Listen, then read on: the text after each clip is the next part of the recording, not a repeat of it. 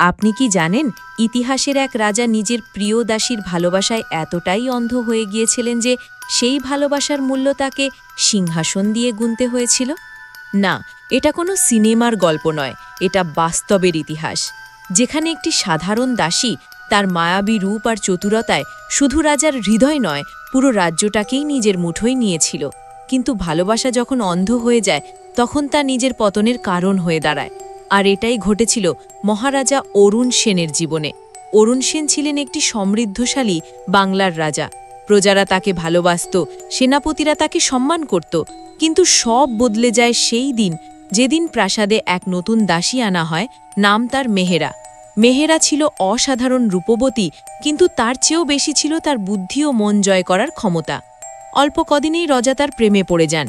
প্রথমে কেউ গুরুত্ব দেয়নি, কিন্তু খুব দ্রুত দেখা গেল মেহেরা শুধু রাজপরিবারের সদস্যদের নয়, মন্ত্রী সেনাপতিদেরও নিজের পক্ষে টেনে নিচ্ছে।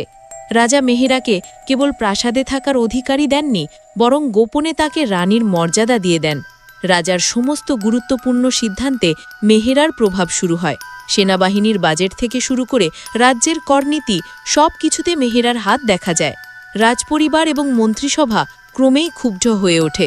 কেউ মুখ ফুটে কিছু বলতে সাহস করত না, কারণ রাজা তখন শুধু মেহেরার রাজা হয়ে উঠেছেন। একদিন এক শত্রু রাজ্য আক্রমণ করে বসে। সেনাপতিরা রাজার কাছে যুদ্ধে যাবার অনুরোধ করলে মেহেরা বলেন, তোমরা যুদ্ধ নয়, সন্ধি করো। রাজাও মেহেরার কথা মতো অস্ত্র নামিয়ে দেন, কিন্তু সেই সন্ধিই ছিল প্রতারণা। শত্রুরা সেই সুযোগে রাজধানী দখল করে ফেলে। রাজাকে বন্দী করা হয়, আর মেহেরা সে আগেই রাজ্যের গুপ্তধন নিয়ে পালিয়ে যায় এক বিদেশি সিপাহীর সঙ্গে। সিংহাসন হারিয়ে রাজা অরুণ সেন ধীরে ধীরে বুঝতে পারেন তিনি কোনো প্রেমের শিকার হননি, তিনি শিকার হয়েছিলেন নিজের অন্ধতার, এক দাসীর পরিকল্পিত প্রতারণার। সেই দিন থেকে বাংলার ইতিহাসে এই কাহিনী চিরকাল লেখা থাকে একটি সতর্ক বার্তা হিসেবে। যখন রাজা নিজের প্রজাদের ভুলে ভালোবাসার নামে এক দাসীর খেলনায় পরিণত হন, তখন পতন অবধারিত।